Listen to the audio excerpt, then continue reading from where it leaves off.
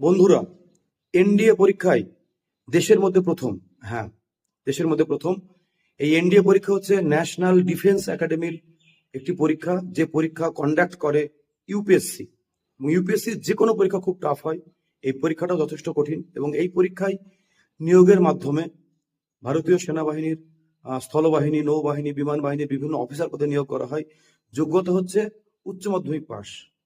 এবং সেই পরীক্ষায় আমাদের পশ্চিমবঙ্গের বীরভূমের ইমন ঘোষ সমগ্র ভারতবর্ষের মধ্যে প্রথম স্থান অধিকার করেছে। ইয়েস, ভারতের মধ্যে প্রথম ইমন ঘোষ স্থান এই এনডিএ পরীক্ষায়। কিন্তু ইমনের পড়াশোনা করেছে কিন্তু বোর্ডিং স্কুলে। বাবা যেহেতু প্রাক্তন সেনাকর্মী, কর্মসূত্রে বিভিন্ন জায়গায় তাকে ট্রাভেল করতে হয়েছে এবং সেই ট্রাভেলিং এর সূত্রে সে বিভিন্ন বোর্ডিং স্কুলে কিন্তু পড়াশোনা করেছে এবং তখনই থেকেই চলে তার প্রস্তুতি। এবং এই পরীক্ষায় সফল হতে গেলে কিন্তু দুটো সেটে পরীক্ষা হয় আর কি।